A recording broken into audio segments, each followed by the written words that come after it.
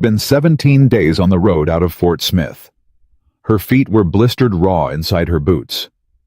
She hadn't eaten anything but hardtack and creek water in 4. Her dress, a heavy brown wool she'd stitched herself 2 winters back, hung damp from sweat and heavy with road dust. She could feel every eye in the street crawling over her body like ants. She'd felt it before. She'd feel it again. "Ma'am?" The shopkeeper looked up when the bell above his door rang, and his smile stiffened the moment he saw her. "Can I, help you with something?" "Looking for work," Maggie said. "Cookin' work. Anyone in this town need a cook. A cook." He glanced at her at the bag at the pot. "Ma'am, I don't know how to say this polite, but—" "Then don't say it polite." She set the pot down on his counter. "Just tell me where." He rubbed the back of his neck. "Hunter Ranch, maybe. Out past the creek fork. Caleb Hunter lost his wife to fever back in the spring, lost his cook a month after. Place is fallen apart. But what? Caleb he ain't looking for. He's particular. Particular. Ma'am." The shopkeeper finally met her eye, and there was something almost kind in it, almost pitying. "He ain't gonna hire you. I'm telling you now, so you don't walk 3 miles in this heat for nothing." Maggie picked up her pot. "I've walked further for less," she said. She was out the door before he could answer. The road out to the Hunter Ranch cut through mesquite and scrub, and the sun was high and mean, and Maggie had to stop twice to breathe. She pressed one hand against a fence post, the other against the small of her back, and waited for the spots to leave her eyes. A rider passed her going the other direction, slowed his horse, looked down at her. "You lost, ma'am." "No, sir."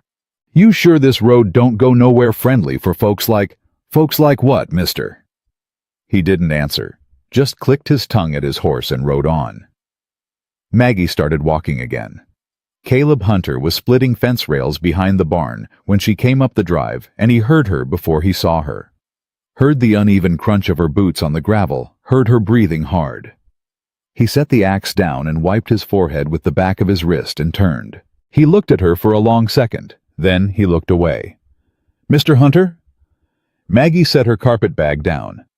"My name is Maggie Brooks. I cook. I'm told you need one."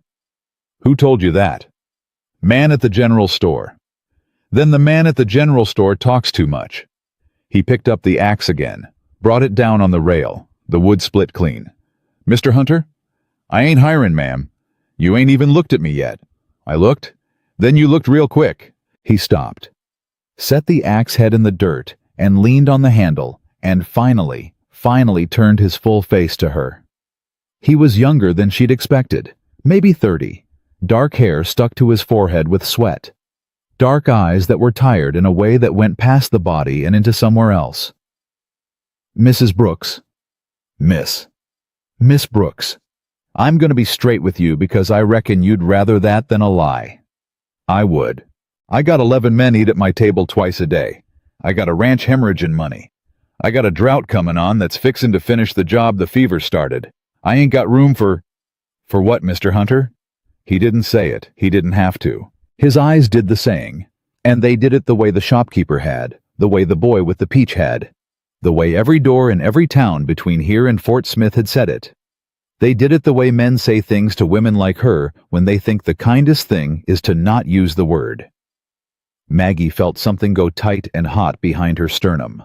She'd felt it 1,000 times. She swallowed it down. She always did. "I see," she said. "I'm sorry, ma'am." "Don't be." She bent and picked up her carpet bag. "Mr. Hunter, may I trouble you for the use of your cook fire, just long enough to eat before I walk back?" He blinked. My cook fire. I got a pot of stew half cooked in here. Been carrying it since dawn. I'd like to finish it before it spoils. I'll eat on the road." He was still looking at her. She was already walking toward the small cook shack behind the main house like she'd been there 100 times. "Miss Brooks, I won't touch your stores, Mr. Hunter. I brought my own." He followed her. He didn't know why. He stood in the doorway of the shack and watched her set the pot on the grate. Watched her stir it with a wooden spoon. She pulled from her apron pocket. watched her crack dried herbs into it from a twist of cloth, watched her taste it off the back of the spoon with her eyes closed. He'd never in his life seen anyone taste food that way. "Who taught you to cook, Miss Brooks?" "My mother." "She any good?" "She was the best cook in 3 counties. White folks used to ride out to our place just to pay her to make their wedding suppers." Your folks, they still—" "No, sir, they ain't." He nodded. He didn't ask any more. When the stew was done, she ladled a small portion into a tin cup she carried in her bag. She tasted it again, nodded once like she'd settled an argument with herself. Then she took the whole pot off the fire and set it down on the porch step of the cook shack. "What are you doing?" Caleb said. "I'm leaving." With an empty cup. "I ate from the spoon. I ain't so hungry I can't walk." She picked up her bag. "The pot's yours. Consider it thanks for the fire." "Miss Brooks, I can't." "You can." She turned to him then, and her voice was soft, but it wasn't gentle. "Mr. Hunter, if my size offends you, don't taste my food. Just pour it out. Won't hurt my feelings any worse than they already been hurt today." She walked down off the porch. She didn't look back. Caleb stood there with the smell of her stew rising around him and something clenching hard in his throat. He told himself he would pour it out. He told himself 3 times. Then he sat down on the porch step and picked up the ladle. The first bite went in and he stopped breathing. It wasn't the spice. It wasn't the salt. It wasn't anything he could put a name to. It was the feeling of a hand. His mother's hand maybe, or his wife's, reaching across years he'd sealed up behind a door and laying itself flat against his chest and saying, "You poor boy, you poor tired boy. Eat." He ate standing up. He ate without bowl or manners. He ate until his eyes stung and he had to set the ladle down and press the heels of his hands against them. "Damn," he whispered. "Damn it." He was on his horse inside of 3 minutes. She was half a mile down the road when she heard the hoofbeats. She didn't turn. She knew that sound. She'd been chased out of towns by that sound before, by men on horses yelling things at her back, and she'd learned a long time ago not to give them the satisfaction of her fear. "Miss Brooks." She kept walking. "Miss Brooks, please." She stopped. Caleb swung down off the horse so fast he nearly fell. He took his hat off. He held it in both hands in front of his chest, the way a man holds a hat at a funeral. "Miss Brooks, Mr. Hunter, I'd like to apologize." "There's no need." "There is a need. There's a powerful need, ma'am." He was breathing hard. "I'd like to offer you the job. Cook and housekeeper. Room and board and $8 a month, which I know ain't much, but it's what I can pay honest, and I won't pay you dishonest." She looked at him for a long time. "Mr. Hunter?" "Yes, ma'am." "You didn't want me an hour ago." "No, ma'am, I didn't." "What changed?" He opened his mouth. He closed it. "I was a fool," he said finally. "I was a fool, Miss Brooks. That's what changed. I tasted your food, and I realized I've been a fool my whole fool life about a thing I had no business being a fool about." "You realize that from a bite of stew?" "Yes, ma'am, I did." She almost smiled. She didn't let herself. "Mr. Hunter, I need to say something before I answer." "Say it." "If I come to your ranch, I'm gonna cook. That's all I'm gonna do. I ain't gonna suffer being laughed at by your hands. I ain't gonna be the punchline of nobody's supper. I've had enough of that to last me 2 lifetimes, and I'd rather walk the rest of the way to nowhere than take another plateful of it at your table." "Yes, ma'am." "You say yes easy. I say yes honest. Any man eats at my table don't respect the woman feeding him. That man don't eat at my table." "You sure about that?" "I'm sure." She looked at him another long moment. Then she set her bag down and held out her hand. He shook it. His hand was calloused and hers was steady, and neither of them said anything for a second. "I'll come back with you," she said. "Thank you, Miss Brooks." "Don't thank me yet. You ain't tasted my biscuits." He almost laughed. It surprised him that he almost laughed. It had been a long time. The ride back, she sat behind him on the horse, one arm braced against the saddle, the other holding her bag. She didn't back up the drive. 3 of the hands were standing outside the bunkhouse. They watched the horse come in. They watched Caleb help her down. They watched her walk toward the cook shack with her carpet bag in her hand and her chin up. "Boss," one of them called. "Yeah." "Who's Miss Brooks?" Caleb didn't look at the hand. He was looking at her back. "She's our new cook. Y'all will address her as Miss Brooks. Y'all will thank her at the end of every meal. Y'all will carry your own plates to the washtub when you're done. And if any man in my employ says a single word about her person, her size, her color, her mother, or anything else that ain't the quality of the food she sets in front of him, that man will be walking to town to catch a train before sundown. We clear." Silence. "We clear." "Clear, boss?" "Clear." "Clear, Mr. Hunter." Caleb nodded once. He turned his horse toward the corral. One of the hands, a young wiry man named Tom Easter, watched Maggie disappear into the cook shack and then spat into the dirt. "Boss gone soft," he muttered. The hand next to him, older name of Bill Corley, didn't answer. He was still standing there long after Tom went inside, looking at the cook shack door. He was remembering the last time his own mother had cooked him a meal, and he didn't know why. Inside the shack, Maggie set her bag down on the narrow bed in the back room. She sat on the edge of it. She put both hands flat on her knees and closed her eyes. She didn't cry. She hadn't cried since she was 14 years old, and she wasn't going to start now. But she let her shoulders drop just once, just for a second, the way a person does when they've been carrying something heavy for a long, long time, and they've finally been allowed to set one corner of it down. Then she opened her eyes, stood up, tied her apron back on, and went to see what was in his pantry. It was worse than she'd thought. Half a sack of flour gone to weevils, coffee beans stale, a ham hock so old it had a greenish sheen at the edges, a tin of lard that smelled off, 3 onions, 2 of them soft, a crock of pickled something she couldn't identify and didn't want to. "Mr. Hunter?" He came to the doorway of the shack. "Yes, ma'am." "You been eating out of this pantry?" "Yes, ma'am." "How are you alive?" He almost laughed again. He was going to have to start getting used to it. "I ain't sure, ma'am. I'm going into town tomorrow. I'll need a wagon and $6. I'll bring back change and a receipt.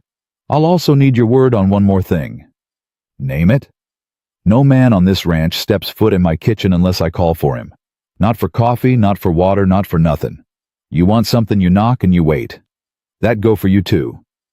"Yes, ma'am. Supper time's 6 sharp starting tomorrow. You tell your hands. If they ain't at the table at 6, they eat cold. I don't reheat. I don't serve twice. I don't argue. Those are my kitchen rules, and if they don't suit, I'll walk back to town tonight with no hard feelings." "They suit Miss Brooks." "Good." He was still standing in the doorway. "Was there something else, Mr. Hunter?" "No, ma'am." He put his hat back on. I wanted to say it. Thank you for coming back with me." She looked at him. For one strange moment, something passed between them that neither of them had words for, and neither of them was ready to have words for. "You're welcome, Mr. Hunter." He tipped his hat. He walked out. Maggie stood alone in the cook shack, with her hand resting on the edge of the wooden table, and she took a long breath in and let it out slow. "Mama," she whispered. "Mama, I don't know what I'm doing here." And somewhere far off beyond the mesquite, a wind was coming up out of the south, dry and hot and smelling of dust, and it was the first breath of a drought that was going to test every promise every person on the Hunter Ranch had made that afternoon, and it was going to test them harder than any of them could yet imagine. Maggie didn't know that yet. She tied her sleeves back above her elbows, and she got to work. The rooster hadn't crowed yet when Maggie struck a match and lit the cook stove, and she was already 3 steps ahead of the sun. Bill Corley was the first man to the table that morning. He came in quiet hat in his hand and sat down at the far end of the bench. He didn't say a word. He just watched her work. "Coffee, Mr. Corley." "Yes, ma'am, please." She poured. He wrapped both hands around the tin cup like it was the first warm thing he'd held in a long time. Miss Brooks. Sir, I want to say something before the other boys come in. Say it. My mama cooked for a ranch outside of Abilene till the day she died. I was 11. I ain't had nobody make me a proper breakfast since. And I wanted to say thank you, before I even taste it, just for the cooking of it. Maggie's hand paused over the skillet. She didn't look at him. She couldn't. She'd have lost something if she had. You're welcome, Mr. Corley. Yes, ma'am. The rest came in behind him, boots scuffing the floorboards, hats coming off slow, because Caleb had walked in first and set the pace. 8 men sat down at Caleb's table that morning, and for the first 3 minutes there wasn't a sound in the cook shack but the scrape of forks and the sigh of grown men who had forgotten what hot food tasted like. Then Tom Easter leaned back on the bench. Boss. Eat, Tom. I'm eatin'. I just got a question. Then ask it and eat. How much this cost us, boss? The new cook. Seein' as we're payin' by the... Tom. Seein' as we're payin' by the pound. Bill Corley's fork came down on the plank table so hard it rang. You shut your mouth, Tom Easter. Bill, I was just... You shut your mouth or I will shut it for you, and I ain't kiddin', and I ain't hollerin'. I'm sayin' it calm, 'cause that's how serious I am. Tom looked at Caleb. Caleb was already standing. Tom, barn, now. Boss, now. Tom went. Caleb followed. Through the open door, Maggie heard Caleb's voice low and even, and she heard Tom's voice go from cocky to tight to quiet. She didn't try to hear the words. She went right on frying eggs. Bill Corley cleared his throat. Beggin' your pardon, Miss Brooks. Nothin' to pardon, Mr. Corley. There is, ma'am. He's my brother-in-law's boy. I should have boxed his ears 6 months back. I'm late doin' it, and I'm sorry for it. She set a plate of fresh biscuits down in front of him. Eat, Mr. Corley. Yes, ma'am. Caleb came back inside alone. He sat. He picked up his fork. He didn't say where Tom was, and nobody asked. After breakfast, she loaded her carpet bag with $6 of Caleb's money and a list of supplies 3 pages long, and Bill Corley hitched the wagon and drove her into town himself. Uninvited, just swung up on the seat and took the reins before she could ask. Mr. Corley, you don't have to. Ma'am, with respect, I do. She didn't argue. The shopkeeper looked up when the bell rang, and his face did the thing faces did. Miss Brooks, you came back. Came back to spend Mr. Hunter's money. You taken it or not? Yes, ma'am. Yes, of course. She laid the list down on the counter. He read it. He whistled. Ma'am, this is a lot of flour. I'm feedin' 11 men twice a day. It's the right amount of flour. Yes, ma'am. Behind her, the bell rang again. 2 women came in. They saw Maggie. They stopped. Oh, one of them said. Mornin', ladies, Maggie said without turning around. Is that the, That's the new cook out at Hunter's place, Mrs. Pritchard, the shopkeeper said, quick and a little too loud. Miss Brooks, she's here doing the ranch shopping. Oh, Mrs. Pritchard's voice went tight. How nice. Maggie didn't turn. She ran her finger down the list. Add 2 pounds of salt pork to that, Mr. Danvers. Bill, does Mr. Hunter keep lemons? Ma'am. Lemons. For scurvy. Cowboys get scurvy in a drought quicker than sailors do. You tell any man looking tired I want him at my table for a cup of hot water and lemon before he rides out. That goes for you, too. Yes, ma'am. Mrs. Pritchard and her friend stood in the doorway and stared. Maggie turned around then. She looked both of them in the eye, one and then the other, and she smiled the smile her mother had taught her, the one that wasn't a smile at all, but looked enough like one to keep the peace. Pardon me, ladies. I don't mean to block the aisle. Oh, no, it's fine. I was raised not to take up more room than I needed to. I do try. Mrs. Pritchard went pink all the way to her hairline. Bill Corley behind Maggie made a sound that might have been a cough and might have been a laugh.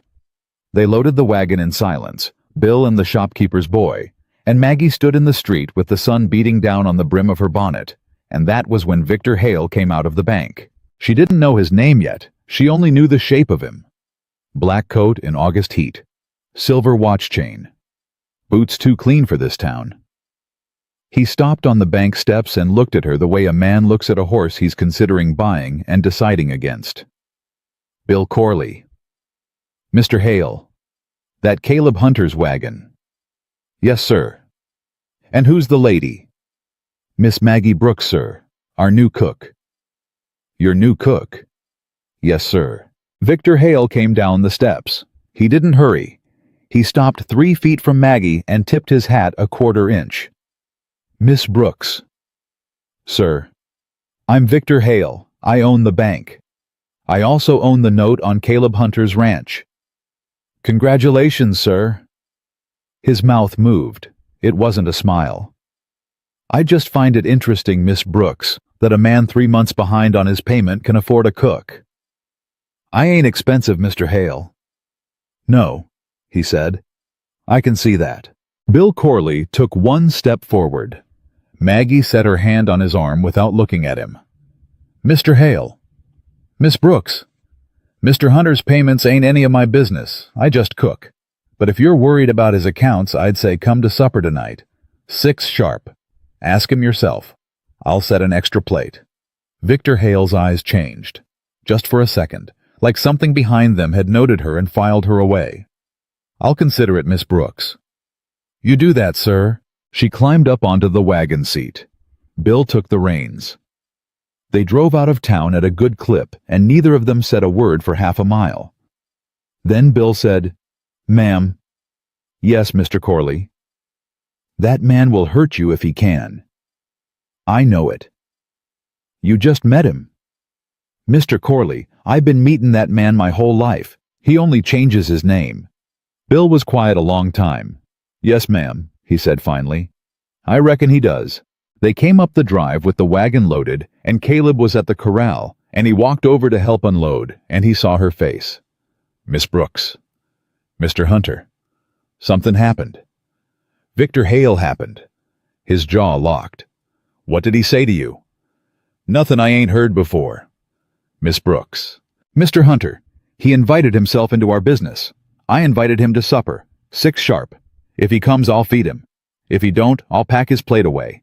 Either way, you and I got 11 hungry men to feed tonight, and standing here talking about Mr. Hale don't get the biscuits made.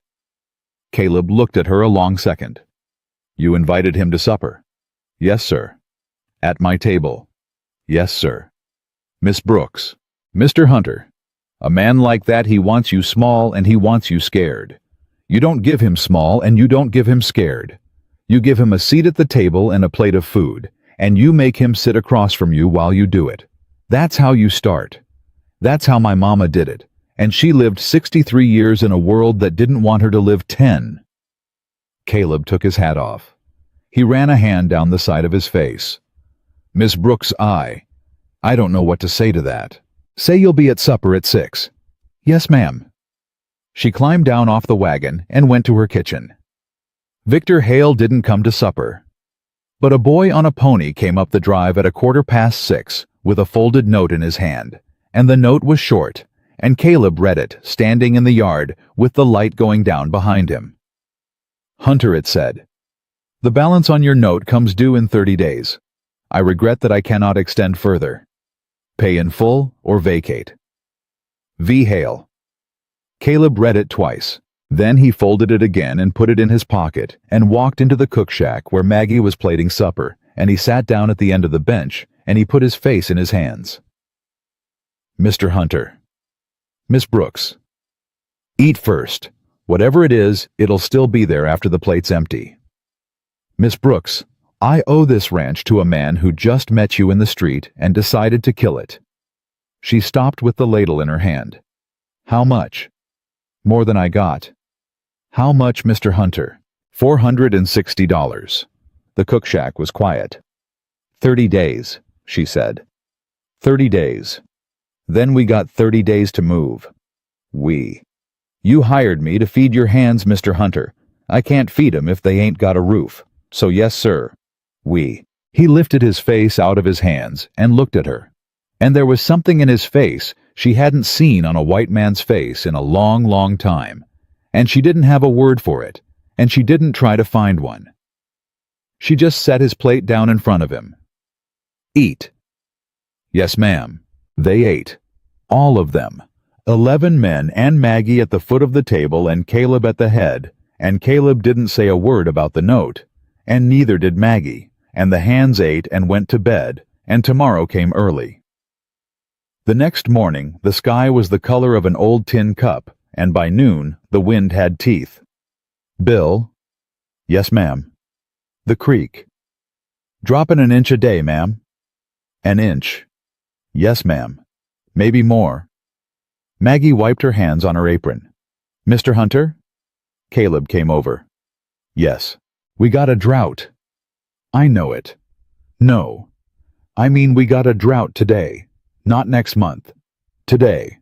I've been around enough cattle country to know the color of that sky, and I'm telling you, Mr. Hunter, you got 1 week before that creek's a line of mud, and you can't afford to lose a week. What are you saying, Miss Brooks? I'm saying cut the kitchen ration by a third starting tonight. I'm saying I'll stretch it so nobody knows but you and me.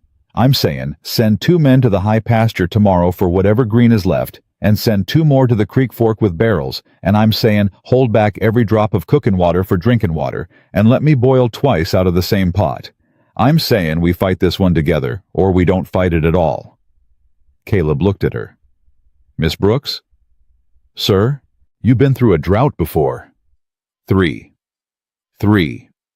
Sir, I was born in 1849.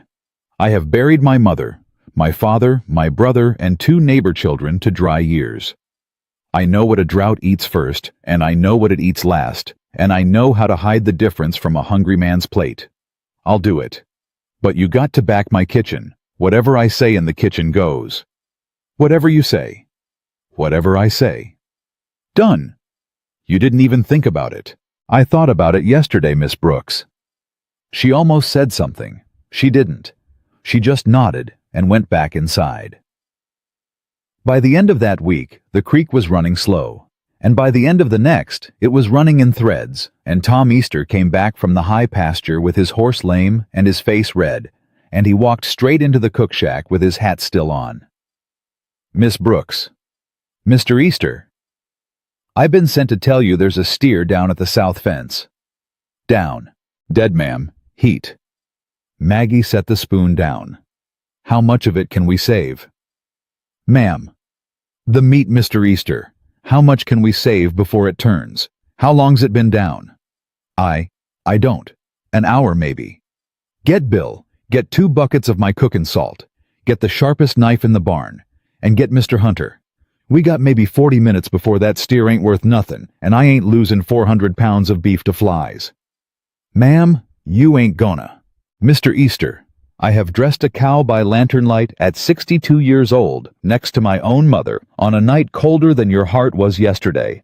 I will dress this one. You will help me. Get the boys. Tom Easter stood there with his hat in his hand. Yes, ma'am. He ran. She was elbow deep in that carcass before the sun hit the 3 o'clock mark, and every one of Caleb's hands was around her in a half circle, holding buckets or salt or knives. And Bill Corley was working beside her with his sleeves rolled and his face set.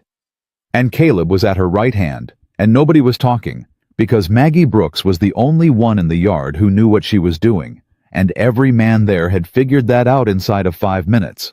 When it was done, and the meat was salted down in the spring house, and every man washed his hands at the pump, Tom Easter came to the cook shack door and stood there. Miss Brooks. Mr. Easter. Ma'am, I'd like to say. Don't say it, Mr. Easter. Ma'am. Don't say you're sorry. I don't need it. Go wash your face. Supper's in an hour. Yes, ma'am. He went. Bill Corley lingered in the doorway. Miss Brooks. Mr. Corley, that boy is never going to say a word against you again as long as he draws breath. I don't need him quiet, Mr. Corley. I need him working. You got that too, ma'am? She wiped her hands on her apron. Mr. Corley, Tell Mr. Hunter, I need a word. Caleb came in 5 minutes later. He'd changed his shirt. His hair was wet at the temples from the pump. Miss Brooks? Mr. Hunter, that steer'll feed us 2 weeks if I salt it right. 3 if I stretch. But we got a bigger problem. Name it. Victor Hale knows we're down a steer by tomorrow noon. Caleb frowned. How? Because one of your hands is going to tell him. I don't know which one. I don't know for how much. But I've been on enough ranches to know a man's in trouble with a banker, and I've been on enough ranches to know bankers don't wait 30 days without ears inside the house. Caleb went very still. Miss Brooks. Sir? Are you telling me one of my men? I'm telling you to watch your men. That's all I'm telling you. I ain't naming names 'cause I ain't got 'em. But Mr. Hale didn't send that 30-day note for no reason, and he didn't send it on the same day I come to town for no reason, and a man don't time a thing that careful unless he's got a clock inside your house. Caleb sat down slow on the bench. Jesus. Mr. Hunter? Yes, ma'am. Eat your supper. Get some sleep. Tomorrow morning we start figuring how to save this ranch, and we started hungry and tired and with a man on our payroll who ain't on our side. And we started anyway. You hear me? He lifted his face. I hear you, Miss Brooks. Good. She turned back to her stove. Out past the yard, past the barn, past the dry creek that had been running strong a week ago and was running like a man bleeding out. Now a single rider was already crossing the mesquite toward town with a folded scrap of paper in his vest pocket. And he wasn't Tom Easter. And he wasn't Bill Corley. And Maggie, lifting the lid off the cornbread and breathing in the steam and shutting her eyes for one long second against a tiredness she couldn't let anybody see, didn't know his name yet, but she was going to. The rider with the folded paper in his vest pocket was a hand named Reese Haddock, and nobody on the Hunter Ranch saw him go. He came back at dawn the next day, unsaddled his horse, walked to the bunkhouse, and went to sleep like he'd been there all night. Bill Corley saw him swing down off the horse from the cook shack window. Bill didn't say a word to Maggie. He just set his coffee cup down slow, and Maggie saw his hand shake once on the handle, and that was all she needed. Mr. Corley? Ma'am. Who? Reese Haddock, ma'am. Who's Reese Haddock? Cousin to Victor Hale's dead wife. Maggie closed her eyes for 1 second. Mr. Corley? Yes, ma'am. Go tell Mr. Hunter. Quiet. Don't make a show of it. Yes, ma'am. Caleb came into the kitchen 10 minutes later, and his face was a color Maggie hadn't seen on it before. Reese. I know. He's been with me 2 years. I know. Miss Brooks, I trusted that man with keys to my barn. Mr. Hunter, listen to me. You do not confront him. You do not fire him. You do not let that boy know we know. Miss Brooks. Mr. Hunter, you fire him this morning, and Victor Hale knows by noon that we're on to him. You keep him, and we feed him what we want Mr. Hale to eat. You understand? Caleb stared at her. You want to lie to my own hand. I want to save your ranch. He put his hat on the table. He sat down on the bench. He rubbed both hands over his face. Miss Brooks. Sir, you are the only person on this piece of earth right now telling me the truth. I want you to know I know that. I know you know it, Mr. Hunter. Now eat your biscuit and go out there and act like you slept fine. Yes, ma'am. He ate the biscuit. He went out there. He acted like he slept fine. And when Reese Haddock came yawning into the cook shack that morning, Caleb Hunter clapped him on the shoulder and asked him how his mother was doing, and Maggie Brooks set a plate of eggs in front of him and smiled the smile her mother had taught her, and Reese Haddock ate every bite. It was the cleanest piece of lying Maggie had done in 20 years, and it tasted worse than the drought. By the end of the week, the creek was dead. Not low. Dead. A stripe of cracked mud where water used to run, and Bill Corley came back from checking it with his horse, wet past the knees from crossing the last pool, and he said to Caleb, in front of Maggie, Boss, that ain't a creek no more. That's a memory. Caleb nodded once. How many head we lost? 11 since Tuesday. 11. Yes, sir. Maggie set her ladle down. Mr. Hunter. Miss Brooks. There's a spring. Ma'am. On the old McCready parcel, north of your line. My mama passed through this country once back in '67. She told me about a spring the Comanche used to water at on McCready land. Said it don't show from the trail. Said it runs even in a bad year. Caleb stared at her. Miss Brooks, that land belongs to Victor Hale. I know it does. Then we can't. Mr. Hunter, a dying steer don't care whose deed the water's under. Neither do I. We go at night. We take 4 barrels. We don't take a drop more than we need, and we leave the spring cleaner than we found it, and no man on this earth has the right to let cattle die for the sake of a piece of paper Victor Hale signed his name on. Miss Brooks, if he catches us. If he catches us, I did it alone, and I rode out at midnight without your knowledge, and you'll swear to it on a Bible in front of a judge. That's the arrangement. That's the only arrangement I'll agree to. Caleb was shaking his head before she finished. No, ma'am. Mr. Hunter. No, ma'am. I don't do that. I don't let a woman hang for my cattle. Then we go together. Together. Together. And if we hang, we hang. Bill Corley, who had been standing in the doorway the whole time, stepped inside. 3 of us. Maggie turned to him. Mr. Corley? 3 of us, Miss Brooks. I knew the McCready boys. I know the spring. I can lead you in and back out in the dark, and Reese Haddock won't know I was off my cot. Caleb looked at Bill. Bill looked at Caleb. You sure, Bill? I'm 58 years old, boss. I ain't never stole a thing in my life. But I ain't letting that woman go alone either, and I ain't letting you go with her without me. Caleb put his hat back on. Tonight. Tonight. Maggie tied her apron tighter and went to find barrels. They rode out at 11:30, 3 of them, Caleb on his dark bay, and Bill on a mule, and Maggie on a big patient draft horse, because no saddle horse on the ranch would carry her. And she knew it, and she didn't flinch about it, and she swung up on that draft with one hand on the pommel like she'd done it 1,000 times. The barrels were lashed to a pack mule. The moon was a little past half. Nobody spoke. Bill led them off the road inside of a mile up a draw, over a ridge down into a hollow. Maggie would never have found in daylight, let alone at midnight, and there in the bottom of that hollow was a dark, wet patch of stones, and a sound Maggie hadn't heard in 14 days. Water. She slid down off the draft horse so fast she almost fell. She went down on her knees in the mud, and she cupped her hands, and she drank, and then she started to laugh, and it was a quiet kind of laugh. More like a sob with its clothes on, and Caleb was beside her with his hand on her shoulder before he'd thought about whether he ought to put it there.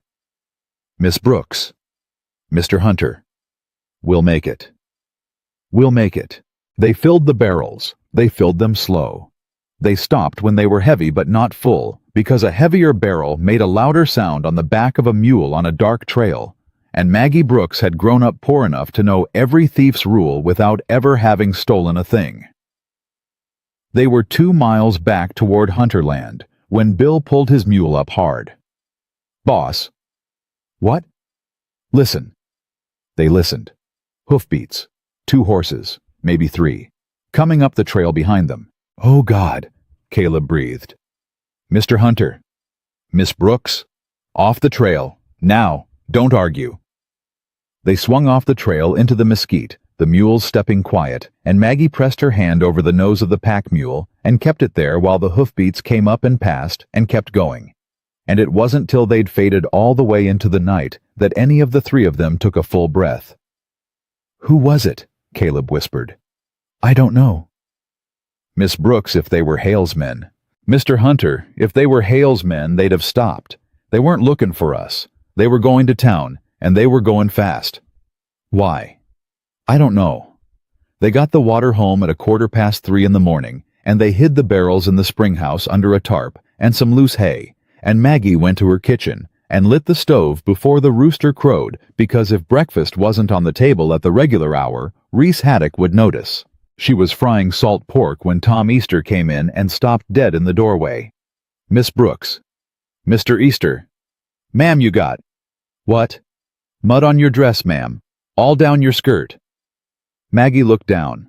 It was. There was mud halfway up her skirt from kneeling at the spring, and she'd been too tired and too rattled to check when she came in. Tom Easter was staring at the mud. Then he was staring at her face. Then he was staring at the mud again. Miss Brooks. Mr. Easter. Ma'am, I've been up since 4. I didn't see you come in. I just want you to know that. I've been up since 4 and I didn't see anything, and I don't know a thing about mud and I never will. Maggie's hands went still over the skillet. Mr. Easter? Yes, ma'am. Come here a second. He came. She looked up at him.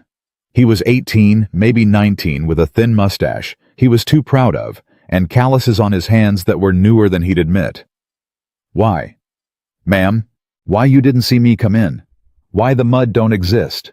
Why Mr. Easter? He swallowed. 'Cause a month ago I called you a name in this kitchen, ma'am, and you fed me anyway. And yesterday you saved my horse from getting shot 'cause you knew how to read the sky and I didn't. That's why. Maggie looked at him a long second. Go wash up, Mr. Easter. Breakfast in 20 minutes. Yes, ma'am. He stopped in the doorway. Miss Brooks. What? Reese ain't up yet. He usually up by now. He gets up before me. Every day for 2 years. He ain't up. Maggie's skin went cold. Mr. Easter, go get Mr. Hunter. Quiet. Yes, ma'am. Caleb was there in 5 minutes with his pistol in his hand. Miss Brooks? Reese's cot. They checked it. Empty. Blankets pulled up. Boots gone. Oh, God, Caleb said. Mr. Hunter? He was them. On the trail. That was him. Mr. Hunter, we don't know that. Miss Brooks, he's gone. He left in the night. There were riders on the trail in the night. That is him. He's ridden to Hale. He's telling Hale about the water right now. Miss Brooks, if Hale rides out here with a deputy with any kind of law at all, they'll find those barrels and I'll hang, and so will you, and so will Bill. Maggie put her hand flat on the kitchen table. Mr. Hunter? Yes. How long till Mr. Hale could get here? If he saddles up right now, 2 hours. Less. Then you got 2 hours to empty those barrels into your stock tanks and burn the tarps and hide the rope marks on the mule's back and have every man in your yard sitting down to a normal breakfast like it's any other morning. You got 2 hours to make this ranch look like nothing happened here last night. Miss Brooks, the spring. The spring'll show tracks, yes. Then he'll know. He'll suspect and ain't proven. Mr. Hunter, listen to me. A banker don't hang a man on suspicion in a drought. He hangs him on evidence. You burn the evidence, and you let him suspect all day long. Caleb looked at her. Miss Brooks. Go, Mr. Hunter. He went.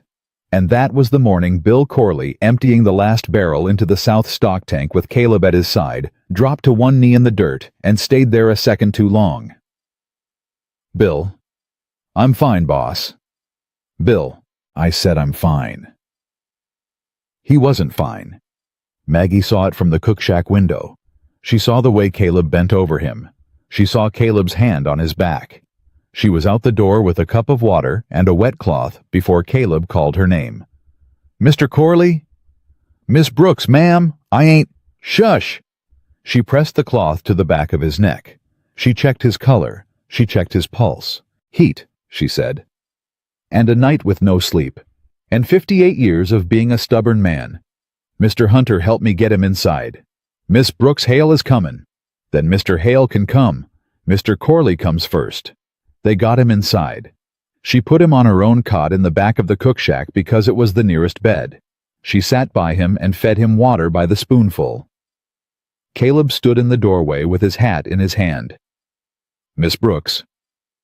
Mr. Hunter, if Hale comes up the drive and sees my foreman in your bed, then he'll see a sick man being tended by a cook, which is what he is, and which is what I am. You let me worry about Mr. Hale's imagination.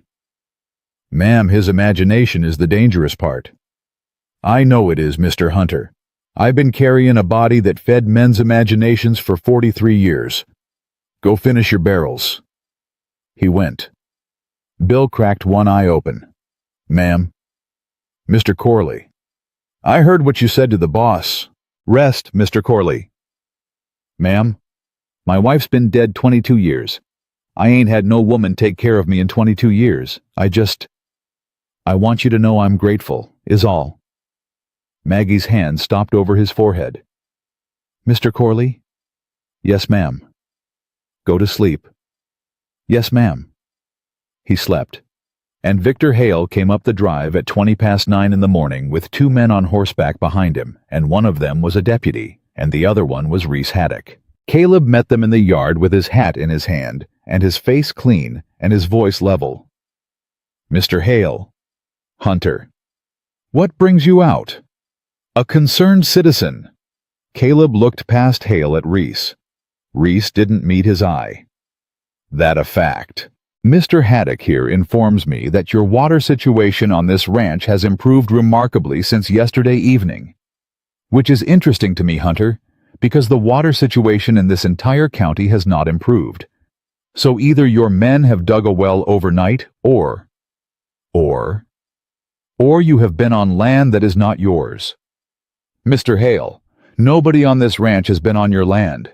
Maggie had come out of the cook shack by then. She walked across the yard, wiping her hands on her apron, and she walked right up to the horses, and she looked up at Victor Hale without flinching. "Mr. Hale?" "Miss Brooks." "Deputy." "Ma'am." "Mr. Haddock, you look tired. You been riding all night." Reese Haddock's mouth opened and closed. "Mr. Hale, you come to search the property, I imagine." "I have." "Then I'll ask the deputy to search it. Not you. Deputy, you start at the spring house. You find anything you don't understand, you come ask me. Mr. Hale, you are welcome to sit on that bench right there in the shade while my deputy does his job. I'll bring you coffee." The deputy looked at Hale. Hale nodded once tight. "Go on, son." The deputy went. He searched the spring house. He searched the barn. He searched the bunkhouse. He searched the yard. Maggie brought Victor Hale coffee he didn't drink, and she set a cup by Reese Haddock's saddle without saying a word, and Reese Haddock didn't touch it. The deputy came back 25 minutes later, with nothing in his hands and an apology in his face. "Mr. Hale, I don't find nothing." "You searched the spring house?" "Yes, sir." "The barrels?" "3 barrels, sir, all dry, all empty, all stored upside down on the rack where they belong." Victor Hale turned slow to look at Reese Haddock. Reese Haddock's face went the color of old paper. "Mr. Hale, I swear I saw." "You saw what, Mr. Haddock?" I, riders, barrels, on the trail." "Did you see the barrels?" "Well, no, sir, it was dark." "Did you see them come on to this ranch?" "No, sir, Did you see anyone on my land?" Reese Haddock didn't answer. Victor Hale's jaw worked. "Hunter." "Mr. Hale." "My apologies for the intrusion." "Accepted." Hale turned his horse. The deputy turned his. Reese Haddock hesitated, looking at Caleb. "Boss." "Ride on, Reese." "Boss, I." "Ride on." Reese rode on. Caleb stood in his yard with his hat in his hand, and he watched them go down the drive until they were 3 dots on the road into town. And then he turned and he walked to Maggie Brooks without saying a word, and he took her hand. Just took it. Held it. Once. Let it go. "Miss Brooks." "Mr. Hunter." "How?" "Mr. Hunter, I've been stretching 4 ounces of sugar into a week's worth of coffee since I was 12 years old. You think I can't hide 2 barrels of water from a town banker?" Caleb laughed. It was the first time she'd heard him laugh. Fully laugh. And it came out of him surprised, like he'd found it in a pocket he'd forgotten he owned. "Miss Brooks." "Yes, Mr. Hunter." "I owe you my ranch." "You owe me your breakfast. Go eat it. It's getting cold." He went. He ate. And inside the cook shack, Bill Corley was sitting up on her cot, sipping broth from a cup, and the morning sun was coming strong through the window, and the ranch was alive, and the cattle were watered, and for the first time in 2 weeks, Maggie Brooks let herself sit down on the bench across from Bill and close her eyes for 10 full seconds. 10. And when she opened them, Bill was watching her, and he said quiet, "Ma'am." "Mr. Corley." "He's gonna come back. I know he is. And next time he's gonna bring more than a deputy. I know he is." Ma'am. Mr. Corley. What are we gonna do? Maggie picked up the cup of broth and held it out to him. We're gonna drink, Mr. Corley, and we're gonna eat. And we're gonna fight this man one meal at a time till there ain't nothing left of him to fight. That's what we're gonna do. Bill Corley took the cup. Outside the wind had turned, and it smelled faint. Very faint, of something Maggie hadn't smelled in 3 weeks, and she tipped her head and breathed it in once, and her mouth went quiet, and she didn't say what it was. But she knew. Rain. Somewhere. Coming. The rain didn't come that night. It didn't come the next night either.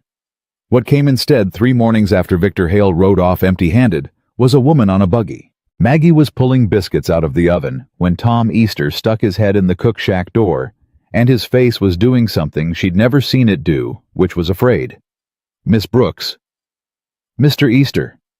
Ma'am, Mrs. Pritchard is in the yard. Maggie set the pan down slow. Mrs. Pritchard from the general store. Yes, ma'am. And 2 other ladies. From the church. And they're asking for you. For me? By name, ma'am. Maggie wiped her hands on her apron and went out. 3 women on a buggy. 3 bonnets. 3 pairs of gloves. 3 pairs of eyes that hadn't wanted to meet hers in town and were pinned to her now like she was a handbill nailed to a fence. Miss Brooks. Mrs. Pritchard. We've come from town. I see that, ma'am. We've come to warn you. Maggie's stomach dropped 1 inch. She didn't let her face move. Warn me of what, Mrs. Pritchard? Victor Hale. What about him, ma'am? Mrs. Pritchard looked at the other 2 women. Then she looked back at Maggie, and she did something Maggie had not expected a woman in a green silk bonnet to do on a sunny Texas morning. She started to cry. Mrs. Pritchard. He's telling people, Miss Brooks, telling them in my store, telling them at the church, telling them on the street. He's saying things about you. What is he saying?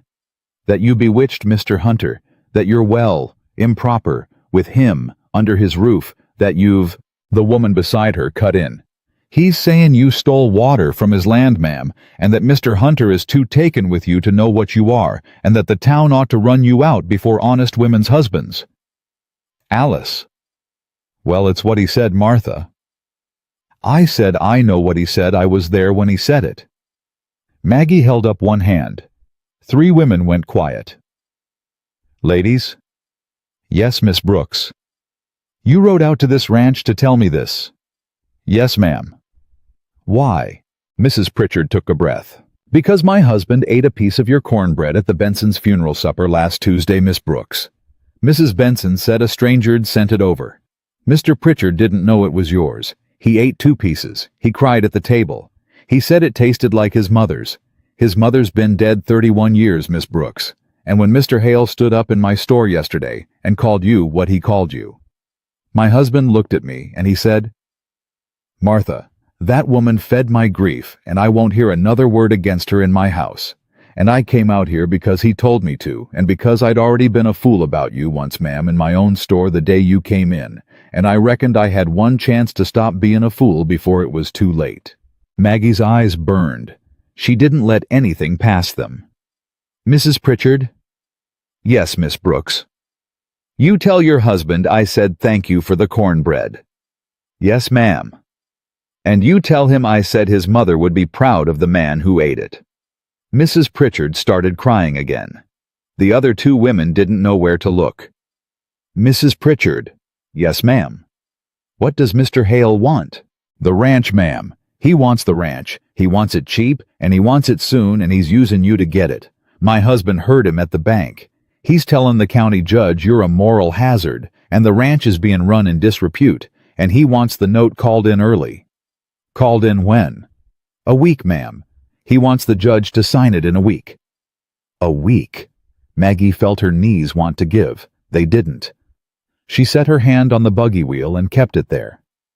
Mrs. Pritchard.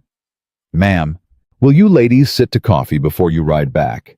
Miss Brooks, we can't. You came out here on a buggy in August heat to warn a woman you barely know about a man who owns your town. You can sit to coffee. I ain't asking. I'm offering.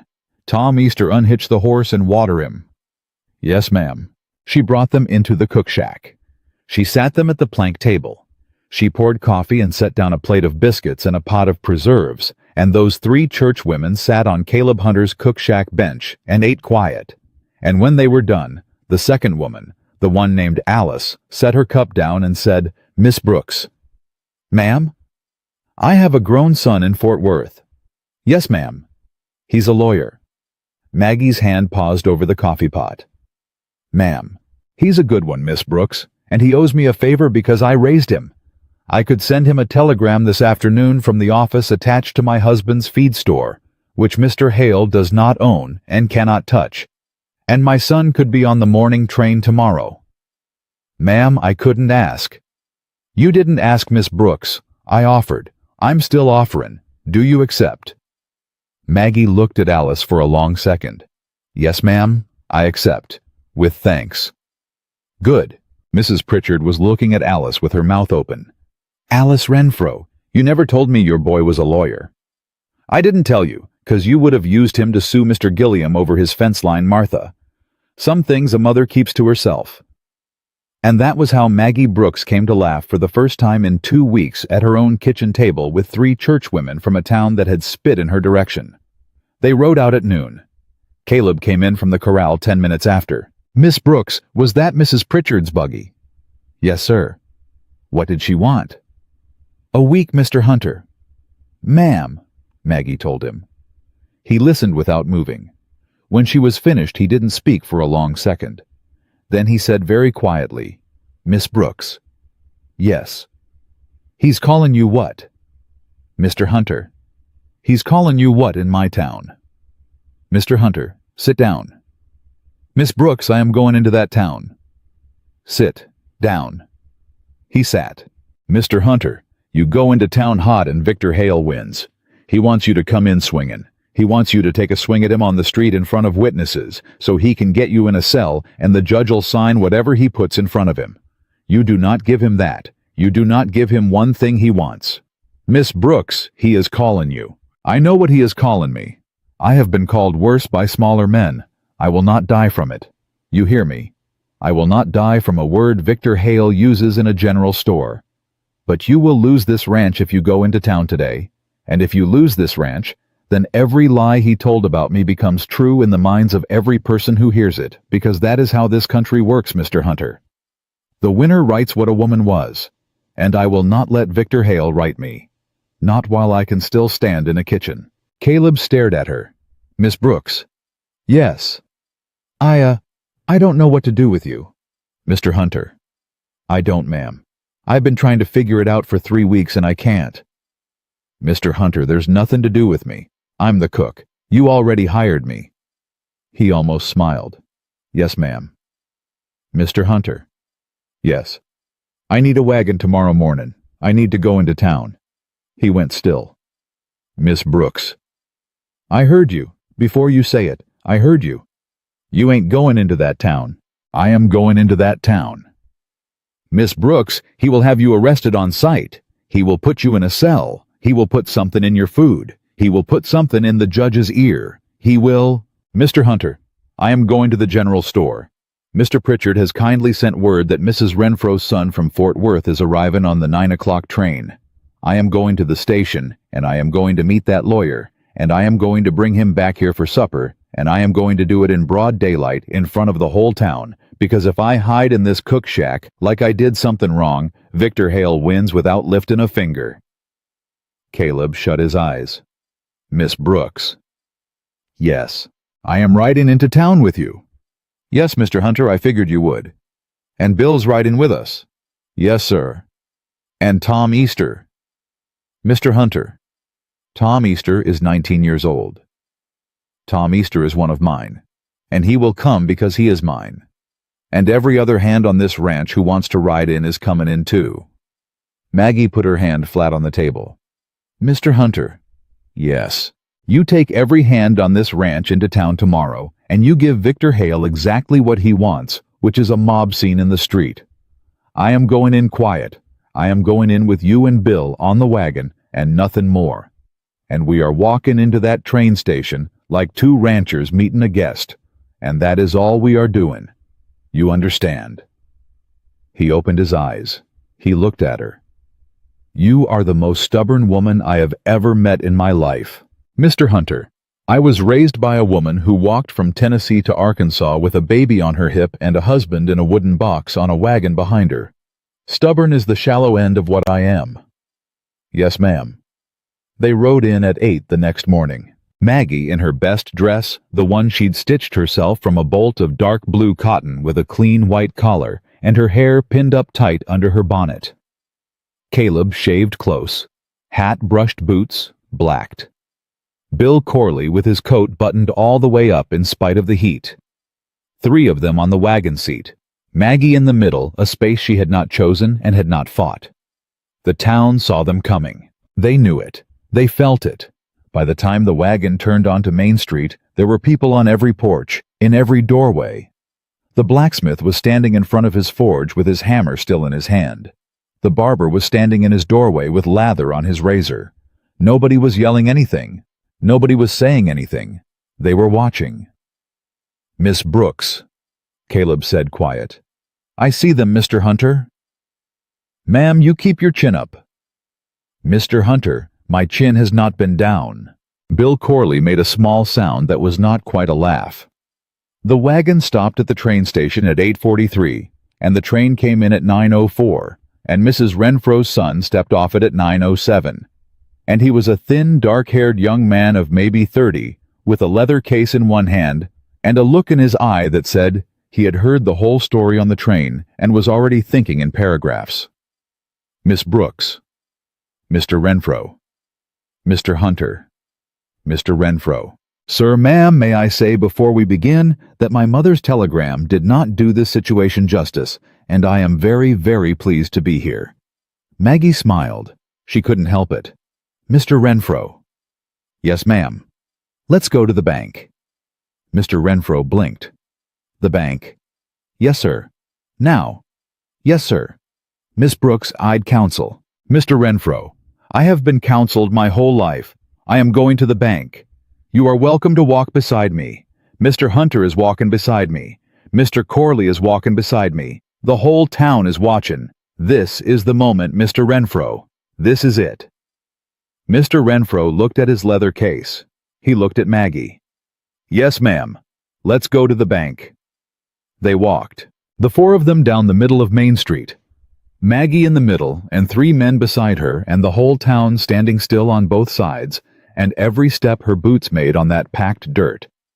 She could hear her own mother's voice in her head saying, "Baby girl, when they look at you, you make them see you. Don't you shrink. Don't you duck. You make them see you." She made them see her. Victor Hale was at his desk when they walked in. He looked up. His face did 3 things in a row, and the third one was fear. "Miss Brooks." "Mr. Hale." "To what do I?" "Mr. Hale. This is Mr. Thomas Renfro of the Fort Worth firm of Renfro and Ayers. He is here on retainer to Mr. Hunter as of this morning. He has some questions about your handling of Mr. Hunter's note. He also has some questions about slander." Victor Hale's face went white. "Slander? Yes, sir. You've been saying things about me in your town that are not true. Mr. Renfro has 17 sworn statements from witnesses collected since 7 this morning, attesting to the exact words you used. Is that correct, Mr. Renfro?" "That is correct, Miss Brooks." 17.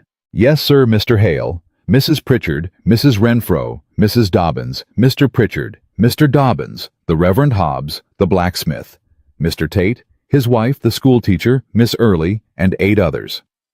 All willing to testify. All willing to sign today if my client wishes." Victor Hale's hands were on his desk, and they were not steady. "Miss Brooks, I. Mr. Hale, here is what is going to happen. You are going to withdraw your petition to the county judge. You are going to extend Mr. Hunter's note at its original terms for 1 full year. You are going to stand on the steps of this bank at noon today, and you are going to tell the town in your own voice that you were mistaken in what you said about me. In return, Mr. Hunter will not sue you. I will not sue you, and Mr. Renfro will take his 17 affidavits back to Fort Worth and file them in a drawer where they will stay unless you give him reason to open it. Do you understand what I'm saying to you, sir?" Victor Hale opened his mouth. "Miss Brooks, I am the most powerful." "Mr. Hale." "I am." "Mr. Hale, you are a man who called a woman a name in a general store.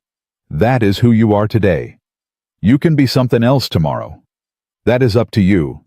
But that name will follow you, sir, unless you take it back in front of the same people who heard you say it. You know how small towns are. You built this one." Victor Hale was sweating. Mr. Renfro set his leather case on the desk very quietly.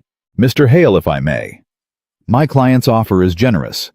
My firm's standard procedure in a slander matter of this magnitude would be suit for damages in Fort Worth, where our judges tend to be unsympathetic to gentlemen of means who mistreat working women. Miss Brooks is offering you a path that keeps your name off a docket. I would counsel you, sir, to take it." Victor Hale sat back in his chair. He was quiet for a long time. "Hunter." "Mr. Hale. 1 year extension. 1 year at original terms." "Original terms." "Original terms, sir." Victor Hale closed his eyes. "Draw up the papers, Mr. Renfro." "Yes, sir." And at noon that day, Victor Hale stood on the steps of his bank, and he spoke to a crowd of 80 people, and he said in a voice that was tight and low and ugly, "I was mistaken in what I said about Miss Margaret Brooks of Hunter Ranch. I retract it. I apologize for it. It was not the truth." And he went back into his bank, and he did not come out. Maggie stood in the street between Caleb Hunter and Bill Corley, and she did not smile, and she did not cry, and she did not move a muscle of her face. She just looked at Victor Hale until he was gone behind his own door, and then she turned to the crowd, and she said in a voice loud enough for all of them to hear, "I am Margaret Brooks. I am Mr. Hunter's cook. I am going back to that ranch now to finish the biscuits I left risin' on the stove. Anybody wants to know anything else about me, you are welcome to come to supper." Nobody said a word. And then Mr. Pritchard from the doorway of his general store took off his hat and held it across his chest. Then the blacksmith did. Then the barber did. Then every man on that street had his hat in his hand, and Maggie Brooks walked back to the wagon between Caleb Hunter and Bill Corley, with her chin up and her eyes straight ahead, and she climbed up onto the seat, and she sat down between them, and she folded her hands in her lap, and Caleb picked up the reins, and they drove out of town. Halfway home, Maggie closed her eyes. "Miss Brooks?" "Mr. Hunter. You all right?" "No, Mr. Hunter, I am not." "Ma'am?" "I am very, very tired." "Yes, ma'am." "Mr. Hunter?" "Yes, ma'am." "You got a year?" "I got a year. And a storm coming in tonight. I can smell it." Caleb breathed in. So could he. The storm broke over the Hunter Ranch at 9:15 that night. Maggie was standing at the cook shack window when the first drop hit the tin roof, and she did not move for a full minute. She just stood there, one hand on the frame, and she listened to the second drop and the third, and then the sound that was not counting anymore, the sound that was Sky giving back what Sky had taken. Behind her, Bill Corley said, "Quiet, ma'am." "Mr. Corley." "That's it." "Yes, sir, that's it." "Thank God." "Thank him tomorrow, Mr. Corley. Tonight we pray standin' up 'cause we got roof leaks to catch." She was already moving. Pots, buckets, a wash basin, a chipped crockery bowl she'd been meaning to mend. The hands came running in from the bunkhouse, not to shelter but to help. And inside of 20 minutes there were 11 containers set beneath 11 drips. And every man in the cook shack was laughing the tired, broken kind of laugh that men laugh when they've been waiting 3 weeks to let a breath out. Caleb came in last. He was soaked through. His hat was in his hand. He looked at Maggie across the kitchen, and he didn't say anything. "Mr. Hunter, you're dripping on my floor." "Yes, ma'am." "Well, drip then." He laughed. He tipped his head back and he laughed, and some of the hands laughed with him, and Tom Easter leaned against the doorframe with his arms crossed, and he watched Maggie Brooks move around her kitchen with the storm pounding on the roof, and he said to Bill Corley beside him, quiet, "Mr. Corley?" "Yes, son." "That woman saved this ranch." "I know it, son." "I mean it. She saved it." "I know you mean it. I've been knowing it." The rain fell 3 days. Not a flood, not a washout. A kind, steady, patient rain. The kind this country almost never got, the kind old men at the general store would still be talking about 20 years on. And by the end of the 3rd day, the creek was running, and the cattle had lifted their heads, and the grass was coming back in a green so young, it looked painted on. On the morning of the 4th day, a letter came from Fort Worth. Mr. Renfro's handwriting. Black ink. 2 pages. Caleb read it standing in the yard with the mud drying on his boots, and when he was done, he walked into the cook shack, and he said, "Miss Brooks." "Mr. Hunter." "He's gone." "Who?" "Victor Hale." Maggie set the spoon down. "Gone where?" "Sold the bank. To a cousin out of Dallas. Left town on the Tuesday train. Mr. Renfro says his sources in Fort Worth say he's moved to St. Louis. Says he can't show his face in this county anymore after what happened on those bank steps. Says nobody will do business with a man whose own town saw him take a word back." Maggie put both hands flat on the table. She didn't speak for a long second. "Mr. Hunter?" "Yes, ma'am." "A man don't quit because of a word." "Ma'am, he quits because the word cost him money. Other people stopped doing business with him. Is that what Mr. Renfro is saying?" "That's what he's saying, yes, ma'am." "Then your town did it, Mr. Hunter, not me." "Miss Brooks." "No, sir. I said what I said on those steps, and I meant it. But a town that takes a man down over words he said, in a store that town did something it didn't have to do. That town chose.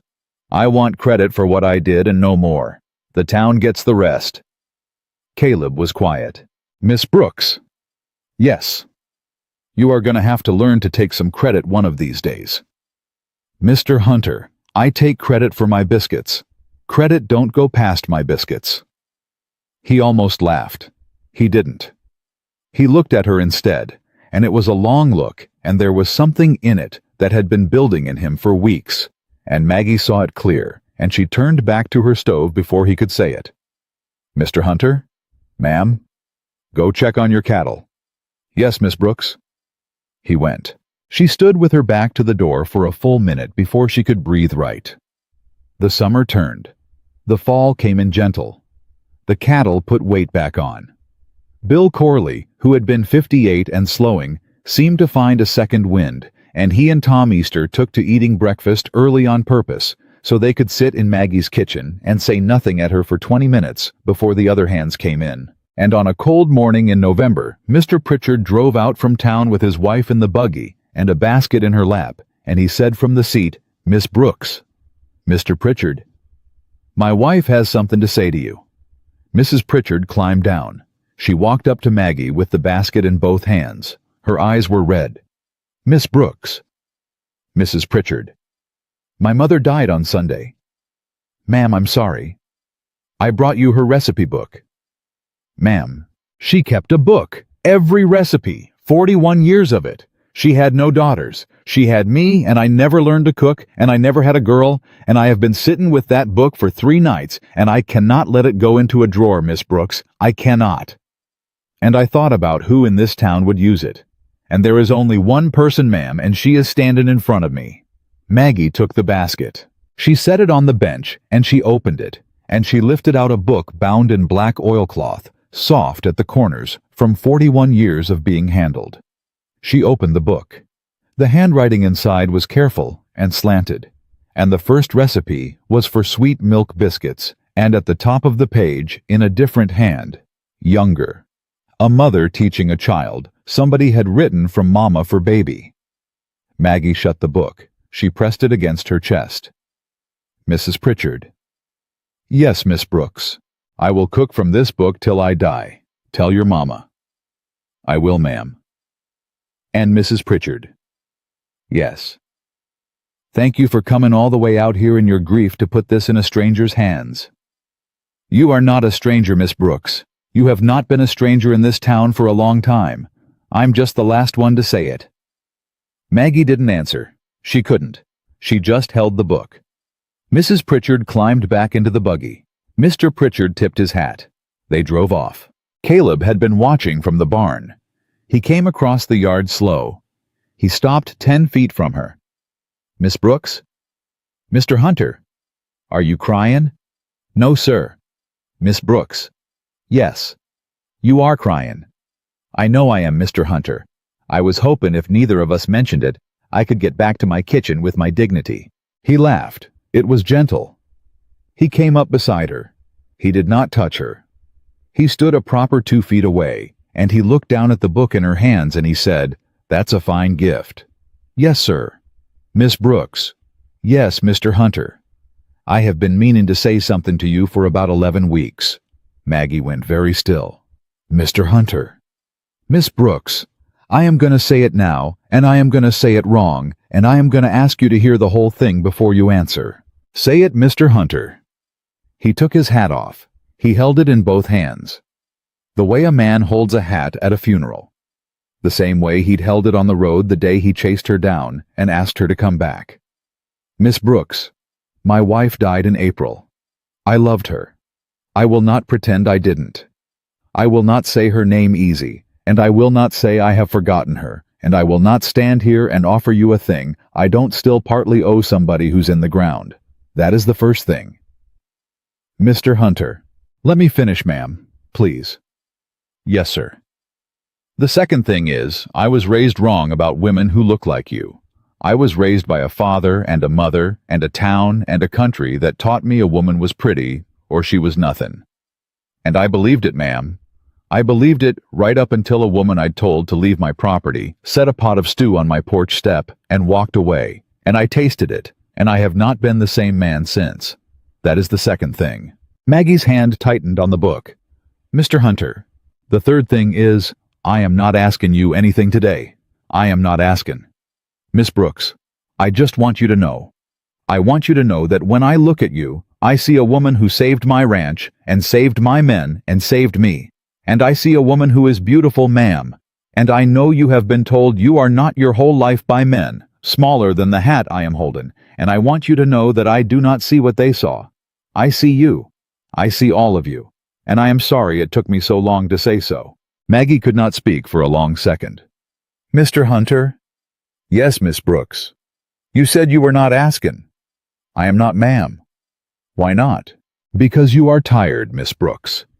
Because you have been tired since you walked up that drive 4 months ago, and you have not had one day to be a woman on this ranch. You have only had days to be the thing that saved us. And I will not, ma'am, I will not be one more man who asks something of you when you have not been given one quiet hour. I will not. I would rather stand here a year from now with this same hat in my hand." Maggie looked at him. Then she set the recipe book down on the bench. She wiped her hands slow on her apron. She looked him straight in the face. "Mr. Hunter." "Yes, ma'am." "I have been cooked for twice in my life. Once by my mother.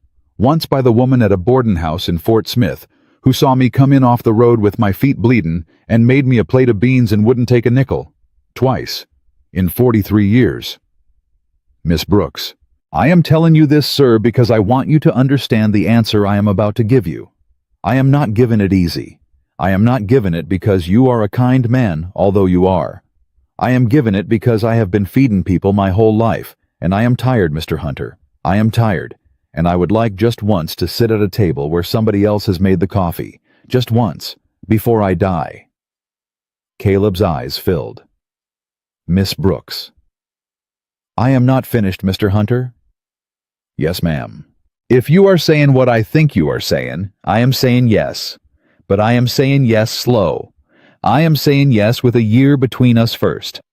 I am saying yes with you courting me proper in my kitchen over coffee you made yourself. I am saying yes with the town watching and the church watching and Mrs. Pritchard watching, 'cause I have earned a proper courtship, Mr. Hunter, and I will not take a hasty one. Do you understand me?" "Yes, ma'am." "Say it back to me." "Miss Brooks, I will court you proper, in your kitchen, over coffee I made, for as long as you say, and I will not ask you one thing more until you say it is time to ask." "Mr. Hunter." "Yes." "Put your hat back on. You look like a man at a funeral." He laughed. He cried a little while he laughed. He put his hat back on. "Miss Brooks."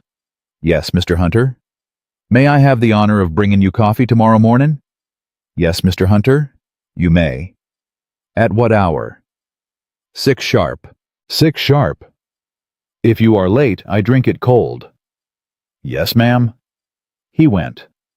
She stood in the yard with the November wind on her face, and she picked up the recipe book, and she pressed her hand flat against it, and she said out loud to nobody, to everybody, to her mother, 43 years back, in a kitchen in Tennessee, "Mama, I made it." And her mother did not answer because her mother had been in the ground a long time. But Maggie Brooks felt something anyway, some small green thing that had been folded up inside her since she was 14 years old. Something that had been told to stay small and stay quiet and stay grateful for whatever scrap the world sent, and she felt it unfold. She felt it stand up.